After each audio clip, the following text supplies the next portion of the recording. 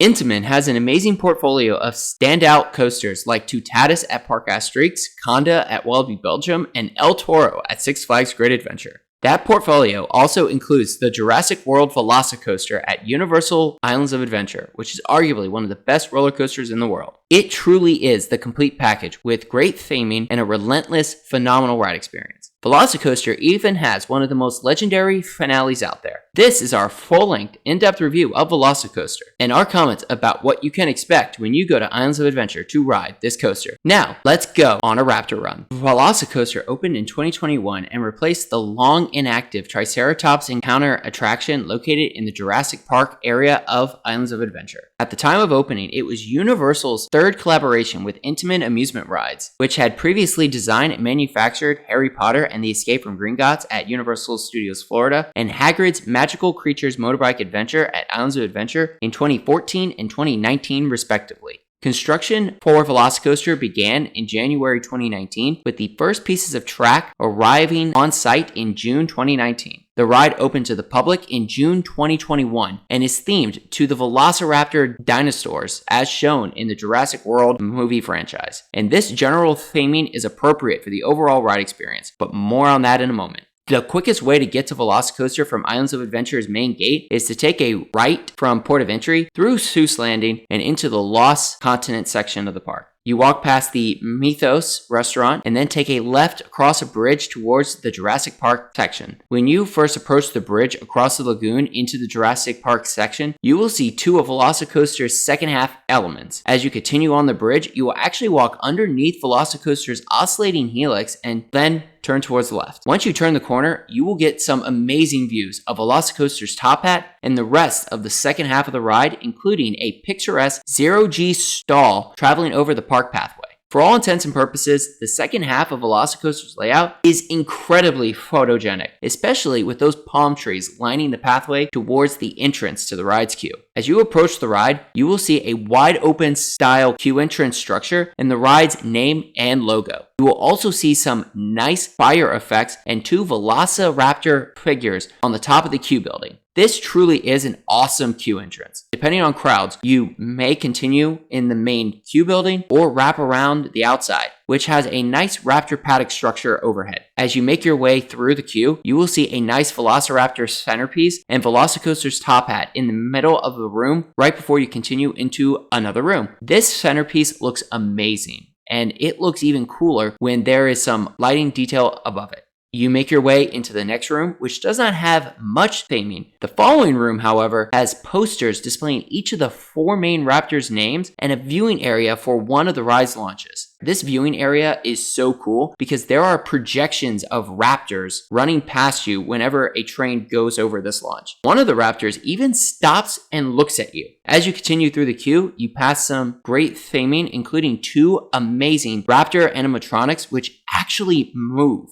The level of detail in these animatronics is phenomenal, down to the forceful shaking while in the large steel muzzle. At the halfway point in the queue, you encounter your complimentary lockers, where you must put all your loose articles before continuing through metal detectors. After the metal detectors, you make your way up some stairs into the room with the final pre-show. This pre-show is quite good, as Chris Pratt warns riders of the dangers of riding a roller coaster in a raptor paddock. As you reach the ride platform, you will see sections of the ride's layout and one of VelociCoaster's four 12-row, 24-passenger trains. These trains look sleek and have Intamin's newer lap bar restraints. These are the same type of lap bar restraints you can find on Skyrush at Hershey Park, Pantheon at Busch Gardens Williamsburg, or even Conda at Walibi Belgium. Once you have boarded your train, secured your lap bar restraints, and cleared dispatch, you proceed forward out of the station to begin your ride. As you pull out of the station, you take a left-hand turn towards Raptor Dispatch, where the first launch is. This launch sequence is awesome as you proceed forward before rolling slightly backwards onto the launch track. You see raptors appear on either side of you and hear a revving sound effect before flying down the launch track, reaching a speed of 50 miles per hour. You then fly up an Immelman loop, which gives some nice floater airtime right at the top before diving downwards through some awesome rock work in the Raptor paddock. You then fly up into a dive loop, which gives a nice pop of flow ejector airtime before whipping downwards immediately into a high banking right-hand turn, which has some nice whip to it, followed by an ejector airtime hill, which gives some nice airtime, especially for those sitting towards the back of the train. As you come off that airtime hill, you take a left-hand bank turn, which dives downwards before climbing back upwards into an S-turn, followed by another elevated left-hand bank turn. You come out of that turn and whip into a right-hand bank turn, which gives a nice pop of airtime for those sitting on the left side of the train. You go through some more rock work and fly over a leftward banked airtime hill, followed by a right-hand banked turn down into VelociCoaster's second launch, which accelerates you to your top speed of 70 miles per hour.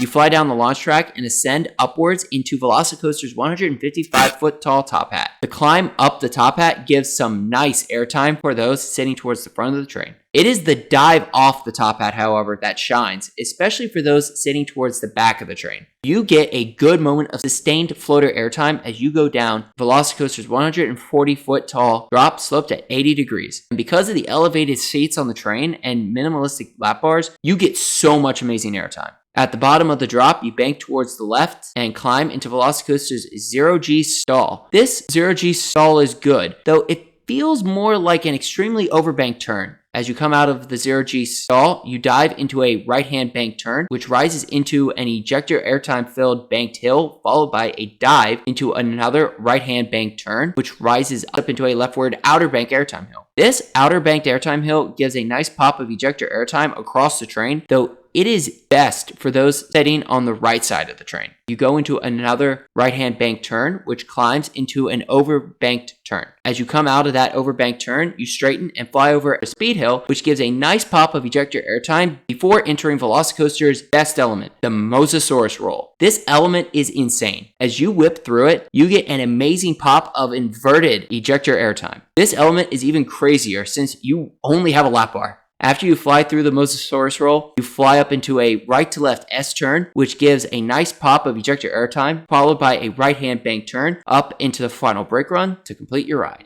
VelociCoaster is a phenomenal ride and is a complete package. It has incredible airtime, great whip, awesome inversions, and spectacular theming. Universal and Intamin hit a home run with this roller coaster. It is a relentless ride which fits perfectly with the Velociraptor theming. VelociCoaster's airtime is quite good and varied. You somehow get some nice airtime on the dive off the Immelman loop and going up into the dive loop. And one of the best ejector airtime moments happens while in the Raptor paddock section of the ride. That airtime hill after the turn coming out of the dive loop is quite awesome, which is surprising since you really aren't going that fast. There is also some nice Conda style off-axis airtime on those transitions in between the airtime hill and the second launch. After that second launch, VelociCoaster is just pure insanity. Beginning with the dive off the top hat. You get some amazing sustained floater airtime as you go down the drop before whipping upside down. While this zero-G stall does not give as good of hang time as the zero-G stalls on Pantheon or Tutatis, it is a little disorienting. And you actually exit it going in a different direction than the one going into it. As you make your way through the oscillating helix, you get all kinds of airtime. If you are not stapled, the amount of lateral movement you get during these elements in the helix is unbelievable. While the first 80% of the ride is great, VelociCoaster's finale is legendary. That ejector speed hill, followed by the Mosasaurus Roll, comprise ejector airtime heaven. And you have so much speed coming out of the Mosasaurus Roll that the transition into the final brake run is phenomenal. While there are some elements that other Intamin roller coasters do better than VelociCoaster, like Pantheon's top hat and zero-G stall or Conda's airtime, it is the sum of VelociCoaster's overall ride experience that makes it a spectacular ride.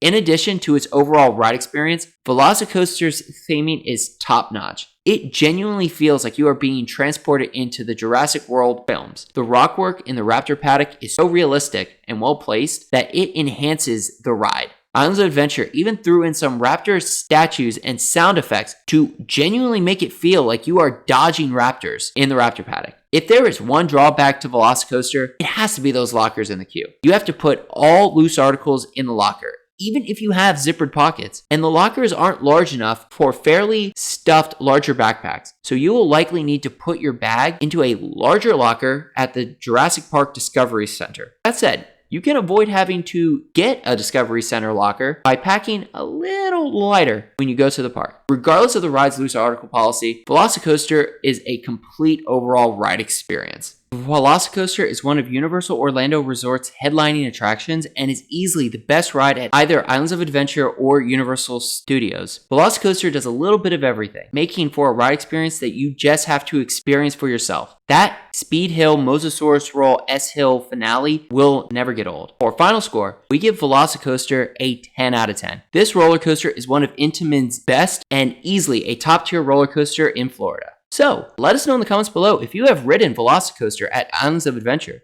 and if so, what you think about it. And if you enjoyed this video or are new to the channel, please like and subscribe for more coaster content like this. Thank you for watching, and stay tuned for more coaster reviews and amusement park content coming soon to Coaster Adventures, and we hope to see you in the next one.